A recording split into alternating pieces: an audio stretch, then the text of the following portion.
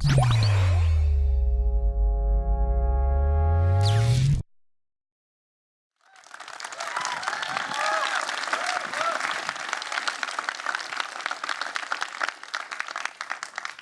everyone, my name is Michael Brennan. I'm a software engineer here at Apple working on CoreML. And I'm thrilled to be able to share with you some of the amazing new features we've introduced this year for CoreML 3. CoreML makes it as easy as possible to seamlessly integrate machine learning into your application, allowing you to create a wide variety of novel and compelling experiences. And at the center of all of this is the model itself. You can get a model from a number of supported training libraries by converting them using the converters we have as a part of our CoreML tools, which we provide. And with the addition of the new CreateML app, we've made it even easier than before to get a model. So in this session, we're going to cover a number of topics, from personalizing those models on device to additional support we've added for neural networks, and even more. So let's get started by talking a little bit about personalizing your models on device. Traditionally, these models are either bundled with or downloaded to your application, and once on your device are completely immutable, being optimized heavily for performance within your app. The great thing about associating a model with your app is it means you can provide that same great experience across all of your users. But each user is unique. They each have their own specialized needs, their own individual ways of interacting with your application. I think this creates an opportunity. What if each user could get a model personalized specifically for them? Well, let's look at the case of one user on how to do this. We can take data from that user, set up some sort of cloud service, send that data to that cloud service, and in the cloud, create that new model personalized on that data, which will then deploy back to that user. This creates a number of challenges, both to you, the developers, and to our users. For you, it creates the challenge of added expenses with making these cloud services, managing that service, and creating an infrastructure that could scale to millions of users. And for the user, obviously, they have to expose all their data. It's unwanted, it's invasive. They have to expose this and send it up to the cloud where it'll be managed by some other party.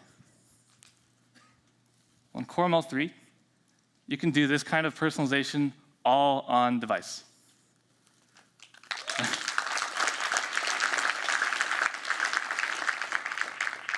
Simply take that general model, and with the data your user has created or generated, you can personalize that model with that data for that user. This means that the data stays private. It never leaves the device. This means there's no need for a server to do this kind of interactivity. And this means you can do it anywhere, right? You're not tying your users down to Wi-Fi or some data plan just to update their model.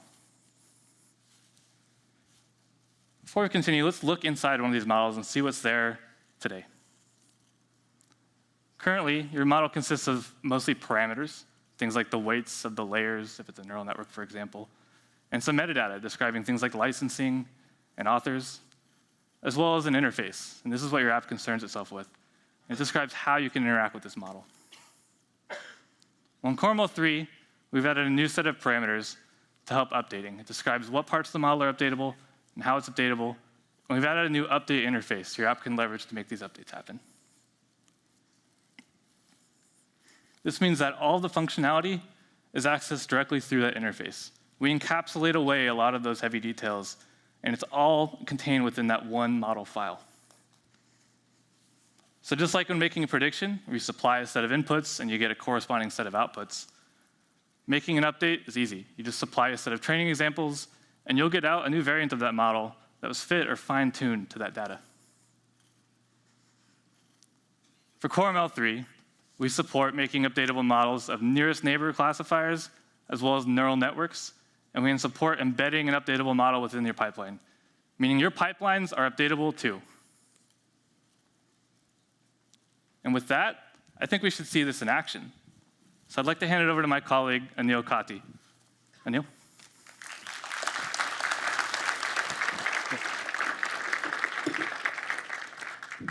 Thanks, Michael. Hello.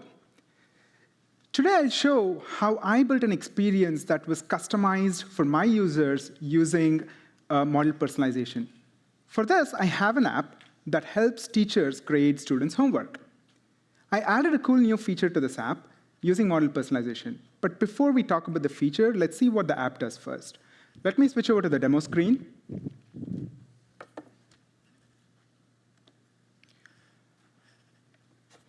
Great. So here's the app. It's called a personalized grading app. What it allows you to do is take a picture of the homework and start grading the way a teacher would on a sheet of paper. You would mark something is correct like that, and something is wrong like that. It's pretty straightforward, pretty simple. The app uses PencilKit to capture the input and a pre-trained CoreML model to recognize the grading symbols. Now, recently, I added a new feature that allows teachers give something special for the kids for encouragement, and that is stickers. Kids absolutely love collecting stickers on their homeworks, so we thought it might be a really nice enhancement to the app if we could allow them to give stickers. So to give a sticker, I could tap on this plus button up here, scroll through the list of stickers, maybe pick one, and drag it to the right location, adjust the size. This works. But I think we can make the flow even better and absolutely magical for our users. Let's think about it a little bit. The user is already using an Apple Pencil for grading. How cool would it be if they could quickly sketch something anywhere on the entire screen, and the app automatically picked the right sticker of the correct size and placed it at the right location for them? Well, we can definitely do something like that with machine learning, right? So let's explore some options. Let me switch over to the slides.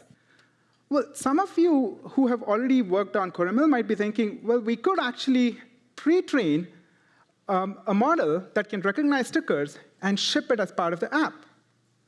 Well, we could do that, but there are a few issues with this approach. For one, there are a lot of stickers out there, and we might have to collect a lot of training data in order to pre-train these models. Although a particular user might only be interested in a small subset of these stickers. Second, how does this pre-trained model work if I plan to introduce a bunch of new stickers in the future? Well, I might have to retrain the model and ship it as an app update, or maybe allow the app to download it. Lastly, and I think this is the most crucial point, how does this pre-trained model work for different users? Different users have different ways of sketching. If I went out and asked 100 different people to quickly sketch this mind-blowing sticker, I'll get at least 50 different answers. No, it's truly mind-blowing how different people are. So what should the app do in this case? Should the app train the users on how to sketch something? Or should the users train the app, and hence the model, how to recognize their sketches? Well, that's exactly what model personalization is all about. What I did was use model personalization to refine a model using the data that I collected about the user, from the user, to suit their needs. Let me show how that translates to user experience.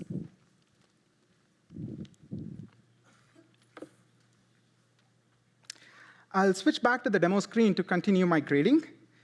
So the third question there is pretty tricky for a kindergarten kid, but I think Jane got it spot on. There are 4 triangles in that diagram. So good job, Jane. Well, now I want to give her a sticker to recognize the attention to detail, but I want to do it by quickly sketching something. Let's try doing that. So the app seems to tell me that it could not recognize what I sketched, which is pretty fair because this is the first time I'm using this app. So let me try to add a sticker, but this time I'll say I want to create a shortcut, right? And I'll pick the same sticker that I used last time. So now the app is asking me to give an example of how I would sketch this particular sticker. It doesn't have to be perfect. It doesn't even have to resemble the sticker. It's just my own representation of how I would want to sketch that sticker, right? So I'll just use a single star to represent that particular sticker. App asked me for a couple of more examples, which is pretty fair, and it just took a few seconds. But now it looks like the shortcut has been registered. Now I see the sticker, as well as the examples I provided in the screen. Before I go back, let me add one more sticker to my library. So there was this really nice hi-fi sticker that I wanted to use, which is right here. I wonder what I should use as shortcut for this. I want something that is easy to remember, easy to sketch. How about a number 5, which kind of says high five? Great. So just 2 more examples, and I'm done. Let's go back to the screen and try giving that sticker that Jane has been desperately waiting for. Isn't that cool?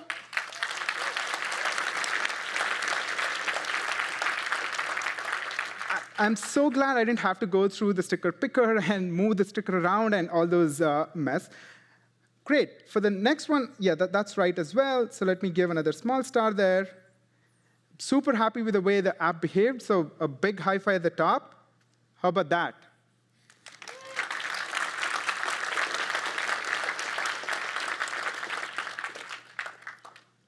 So this was just an example. You guys can think about really amazing experiences that you can kind of solve using this new feature. So before I wrap up, let me quickly go over the things that I had to do in order to implement this feature. So the first thing I had to do was import an updatable CoreML model into my project. And this is how it looks in Xcode. Since I was trying to personalize the model by adding new stickers or classes, using a nearest neighbor classifier made a lot of sense. Although there is a pre-trained neural network feature extractor that is feeding into the nearest neighbor classifier to help improve the prediction efficiency and robustness. But that's it. You don't have to worry about any of the model details, since CoreML abstracts away all the model details from the API surface. You can use this model for prediction. There is no change there.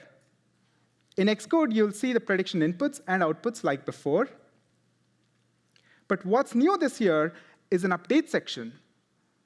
This describes the set of inputs this model requires for personalization. And as expected, it requires a sticker, which is a grayscale image, and a corresponding sketch, which is a grayscale image, and a corresponding sticker, which serves as a true label in order to personalize. In terms of code, you may recall that CoreML auto-generates a set of classes to help you with the prediction. And now it generates a new class that helps you provide the training data in a type-safe manner. If you peek into this class, you'll see a set of properties which are in line with what you saw in Xcode. Right? So we see the sketch and the sticker here. So once you have collected all the training data from the user and that is required to personalize a model for the user, the actual personalization itself can happen in 3 easy steps. First, you need to get the updatable model URL that you could get either from the bundle or from a previous snapshot of the updated model. Next, you would prepare the training data in the expected format. For this, you could either use the auto-generated class that I showed, or build a feature provider of your own. And lastly, you would kick off an update task. Once the update is complete, the completion handler gets invoked, which provides you the updated model that you can use for predictions immediately. It's that simple. I can't wait to see all the cool things that you will build on top of this in your apps and frameworks. With that, let me hand it back to Michael to recap and cover some more complex scenarios in model personalization. Thank you.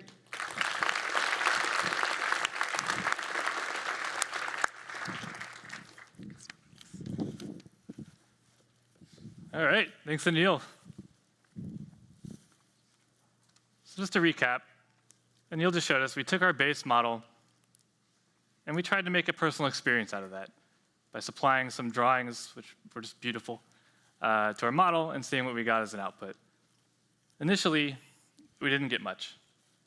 That's because internally, even though we have that pre-trained neural network, it feeds into a k-nearest neighbor-based classifier which is actually empty. It has no neighbors to classify on. So how do we actually update this and give it some neighbors? Well, as Anil showed us, we took our training data, the stickers we chose and the drawings we drew to correspond with that, and we feed those along with our base model, which is that updatable k-nearest neighbor model in it, to our update task. And this gives us that new variant of our model. And this new variant can more reliably recognize what it was trained on, while internally, the only thing that's changed was that updatable k-nearest neighbor base model. So let's look at the ML update task class, which we've introduced this year to help with managing these update processes. So it has a state associated with it, where it's at in the process, as well as the ability to resume and cancel that task. And to construct one, you just pass in that base URL for your model, along with a configuration and the training data. And as Anil showed, you need to pass in a completion handler as well. This completion handler will call when you're done with your update task, and it gives you an update context. And you can use this to write out that model when you're done with your update, to make predictions on it, and query other parts of that task, which you'll also get as a part of this update context. In code, as Anil showed us, really straightforward to implement. You just construct an ML update task, provide it that URL, your configuration, and your completion handler, which here we use to check for accuracy, retain the model outside the scope of this block, and save out that model. And this is great. It works really well, and it got us through this demo. But what about the more complex use cases, right? What about neural networks? Well, a neural network in its simplest case is just a collection of layers, each with some inputs and some weights that it uses in combination to create an output. To adjust that output, we'll need to adjust the weights in those layers, and to do that, we need to mark these layers as updatable. Then we need some way of telling it by how much our output was off. If we expected a star smiley face and we got a high five, we need to correct for that. And that's going to be done through our loss function, which describes that delta there. And finally, we need to provide this to our optimizer. And this takes that loss in our output, and it figures out by how much to actually adjust the weights in these layers. Well, in Core ML3, we support updating of convolutional and fully connected layers, as well as having the ability to backpropagate through many more. And we support categorical cross-entropy and mean squared error loss types. In addition, we support stochastic gradient descent and atom optimization strategies. And this is awesome, right? But there's other parameters associated with neural networks, like learning rate and the number of epochs to run for. This is all going to be encapsulated within that model. We understand that some of you may want to change that at runtime, though. And you can do that. By overriding the update parameters dictionary in your model configuration, you can override those values within, using the ML parameter keys and just specifying values for them, giving you a lot of flexibility here. In addition, if you're wondering what parameters are actually embedded within my model anyway, you can check out the parameters section of that model view in Xcode, and it'll give you details for the values of those parameters, as well as what parameters are actually defined within that model. You may want more flexibility than the API we showed earlier, and we provide that. In your ML update task, you can provide an ML update progress handler instead of the completion handler, and supply progress handlers and that completion handler that will allow you to key into specific events. So when your training began or when an epoch ended, we'll call your progress handler, and we'll provide you that update context, just as we did in the completion handler. In addition, we'll tell you what event caused us to call that callback, as well as giving you key metrics so you can query for your training loss as each mini batch or each epoch gets processed. And in code, still really straightforward. You construct this ML update progress handler, tell it what events you're interested in, and supply a block to be called. In addition, you'll just provide the completion handler there as well. And in the ML update task, you just provide this set of progress handlers. So we've talked about how to update your models and what it means to update them. What we haven't really discussed yet so far is when it's appropriate to do that. Now, in the grading app we showed earlier, we were doing it the second he interacted with the app and drew a drawing. Right? We took that data, sent it off to the model. But that may not be appropriate. What if you have thousands or millions of data points And what if your model is incredibly complicated? Well, I'm thrilled to say that using the background task framework will allot several minutes of runtime to your application, even if the user isn't using your app, or even if they're not interacting with the device. You just use the BG task scheduler and make a BG processing task request, and we'll give you several minutes to do further updates and further computations. And to see more about this, it's great. And to see more about this, I highly recommend you check out Advances in App Background Execution. In addition, how do you get an updatable model? Well, as we talked about earlier in the session, you can get a model by converting them from a number of supported training libraries. That story has not changed. You simply pass the respect trainable flag in when you're converting your model, and it'll take those trainable parameters, so things like what optimization strategy you want, what layers are updatable, and we'll take that and embed that within your model. And then the rest of it is just as it was before. And for those of you who want to modify the model itself directly, that's still fully supported as well. So we've talked about how to make a more personal experience for your user in your application using on-device model personalization. And you can do that through our new flexible yet simple API. It's great. You can do this completely on device. And with that, I'd like to hand it over to my colleague, Asim Wadwa, to tell you more about some of the amazing new features we've added this year for neural networks.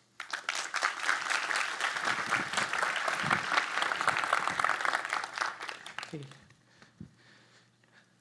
So I'm very excited to talk about what's new in CoreML this year for neural networks.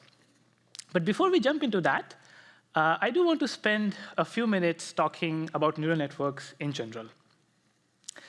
Well, we all know that neural networks are great at solving challenging tasks, such as understanding the content of an image, or a document, or an audio clip. And we can use this capability to build some amazing apps around them. Now, if we look inside a neural network and try to see its structure, we can maybe get a better understanding about it. So let's try to do that. But instead of looking from a point of view of a researcher, let's try a different perspective. Let's try to look at it from a programmer's perspective. So if we visualize inside a CoreML model, what we see is something like a graph. And if we look closely, we realize that graph is just another representation of a program. Let's look at it again. So here is a very simple code snippet that we all understand. And here is its corresponding graph representation. So as you might have noticed, that the operations in the code have become these nodes in the graph, and the variables such as x, y, z are these edges in the graph. Now, if you go back to our neural network graph and now show a corresponding code snippet, it looks pretty similar to what we had before. But there are a couple of differences I want to point out. One, instead of those simple numeric variables, we now have these multi-dimensional variables that have a couple of attributes. So it has an attribute called shape and something called rank, which is the number of dimensions that it has. And the second thing is the functions operating on these multi-dimensional variables are now these specialized math functions, which we sometimes call as layers or operations. So if we really look at a neural network, we see that it's essentially either a graph or a program that involves these very large multidimensional variables and these very heavy mathematical functions. So essentially, it's a very compute and memory-intensive program. And the nice thing about CoreML is that it encapsulates all this complexity into a single file format, which the CoreML framework can then sort of optimize and execute very efficiently.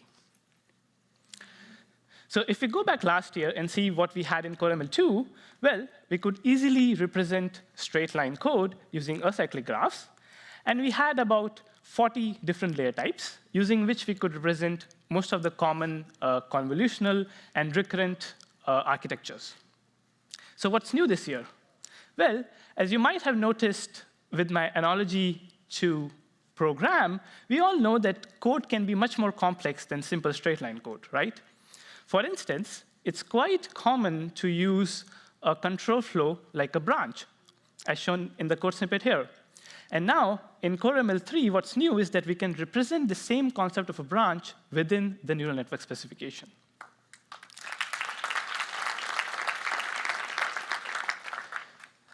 So another common form of control flow is obviously loops, and that too can be really easily expressed within a CoreML network.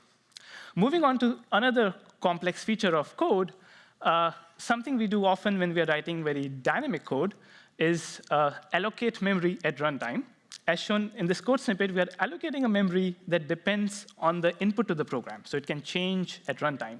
Now, we can do exactly the same in CoreML this year using what we call dynamic layers, which allows us to change the shape of the multi-array based on the input to the graph. So you might be thinking that why are we adding sort of these new complex code constructs within the CoreML graph?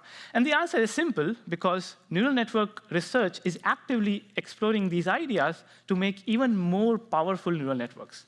In fact, many state-of-the-art neural networks sort of have some sort of control flow built into them. Another aspect that researchers are constantly exploring is sort of new operations. And for that, we have added lots of new layers to CoreML this year.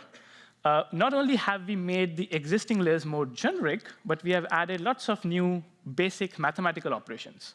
So if you come across a new layer, it's highly likely that it can be expressed in terms of the layers that are there in CoreML 3.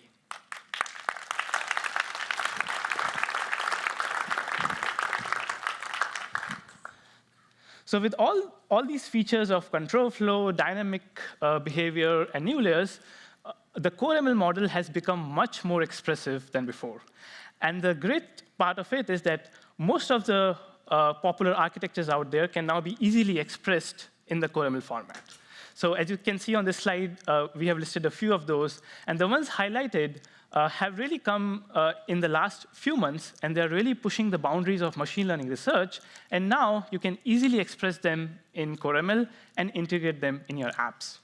So that's great.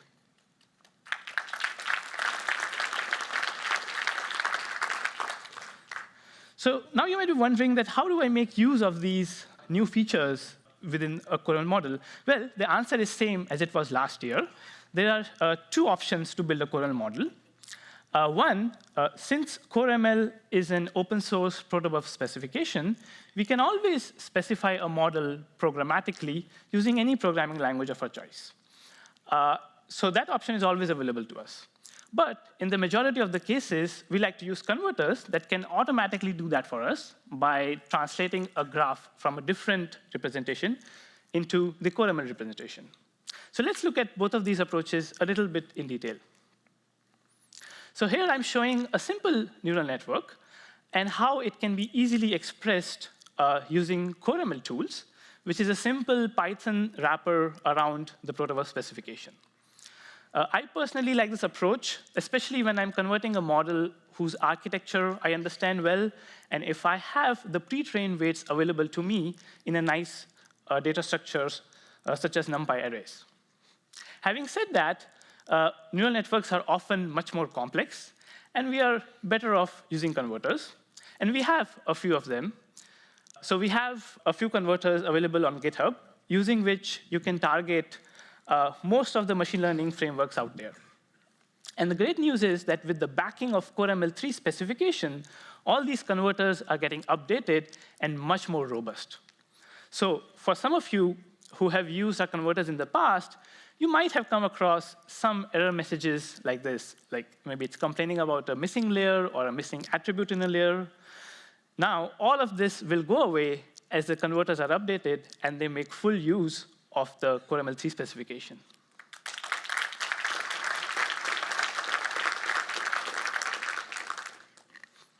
So we went through a lot of slides. Now it's time to look at a model in action. And for that, I'll invite my friend, Alan. Thank you. Thank you, Asi. Hi, I'm Alan. Today, I'm going to show you how to use the new features in CoreML 3 to bring state-of-the-art machine learning models for natural language processing into our apps. So I love reading about history. Whenever I come across some interesting articles about history, I often have some questions on top of my head, and I really like to get answers for them. But sometimes I'm just impatient. I don't want to read through the entire article.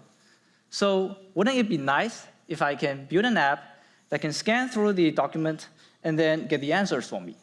So then I started out to build this app with the new features in CoreML 3. And let me show you.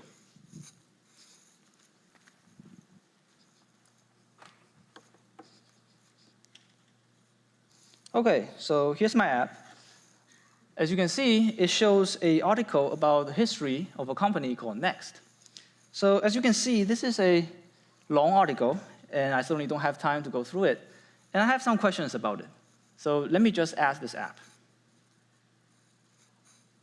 Let's try my first question. Who started Next? Steve Jobs. Steve. OK, I think that's right.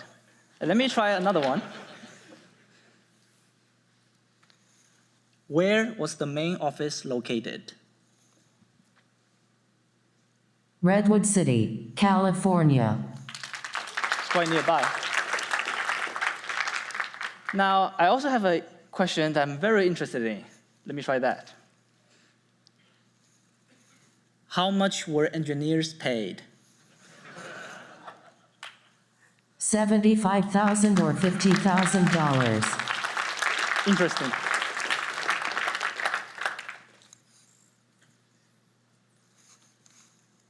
So isn't this cool? So now, let's get deeper into it and see what the app really does. So the central piece of this app is a state-of-the-art machine learning model called bidirectional encoder representation from transformers. And this is a very long name, so let's just call it the BERT model, as other researchers do. So what does the BERT model do? Well, it's actually a neural network that, that can perform multiple tasks for natural language understanding. But what's inside the BERT model? A bunch of modules. And what's inside these modules? Layers, many, many layers.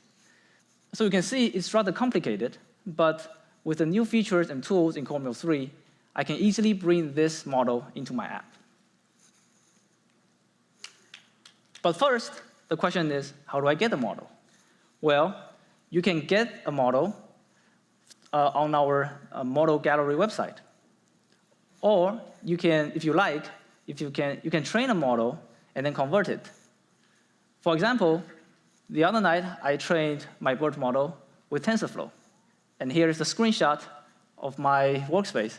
And sorry for me being very messy with my workspace. But to use the new CoreML converter, I just need to export a model into the protobuf format right here.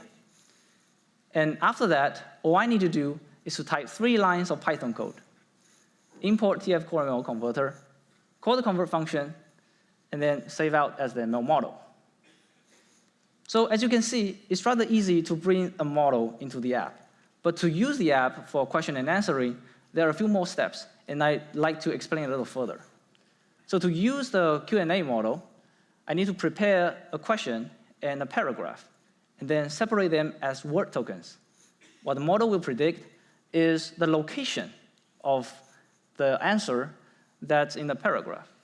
Think of it as a highlighter, as you just saw in the demo.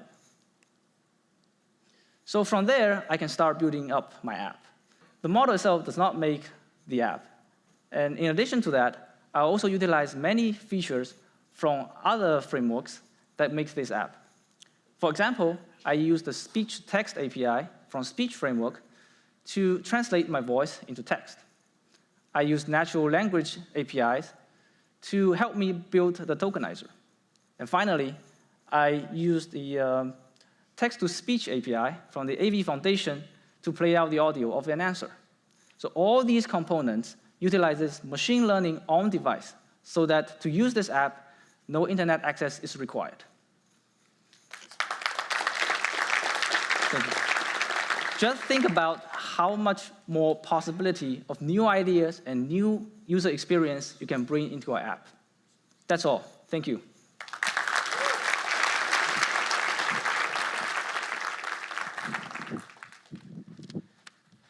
Okay. Thank you, Alan. Okay, so before we conclude the session, I want to highlight 3 more features that we added this year in CoreML that I'm sure a lot of CoreML users will find really useful. So let's look at the first one. So consider a scenario shown in the slide that, let's say we have 2 models that classify different breeds of animal.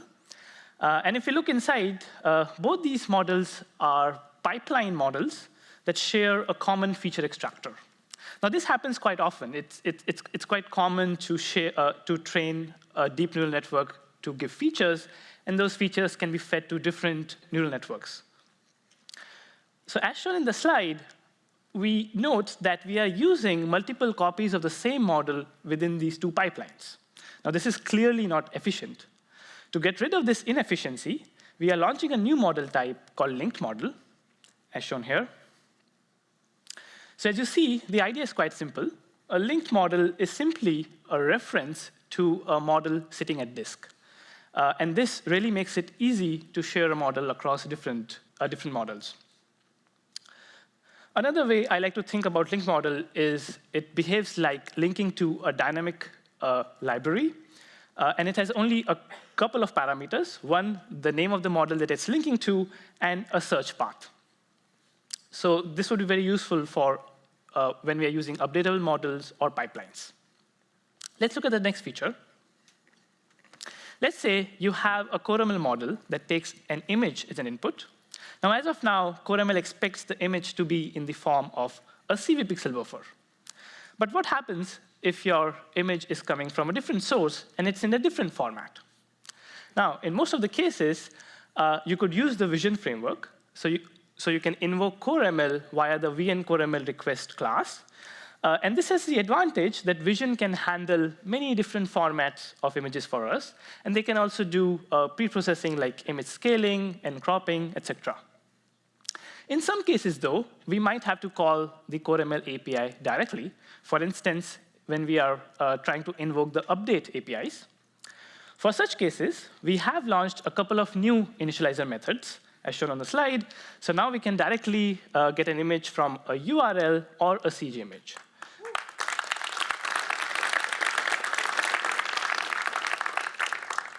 So this should make it really convenient to use images with CoreML. Moving on to the last feature I want to highlight. So there is a class in CoreML API called ML model configuration. And it can be used to constrain the set of devices on which a CoreML model can execute. For example, the default value that the enum takes is called all, which gives all the compute devices available, including the neural engine. Now, we have added a couple of more options to this class. The first one is the ability to specify a preferred metal device on which the model can execute. So as you can imagine, this would be really useful if you are running a CoreML model on a Mac, which can have many different GPUs attached to it. The other option that we have added is called low precision accumulation. And the idea here is that if your model is running on a GPU, instead of doing accumulation in float 32, that happens in float 16. Now, this can offer some really nice speed enhancement for your model. But whenever we reduce the precision, always remember to check the accuracy of the model, which might degrade or not degrade, depending on the model type. So always try to experiment whenever you vary the precision of a model. So I would highly encourage you to go and try out this option to see if it helps with your model. OK, so we talked about a lot of stuff in this session. Let me briefly summarize it for you. We discussed how it's really easy to make a personalized experience for our users by updating the CoreML model on device. We discussed how we have added many more features to our specification, and now we can bring the state-of-the-art neural network architectures into our apps. And we talked about a few convenience APIs and options around GPU. Here are a few sessions that you might find interesting and related to this session. And thank you.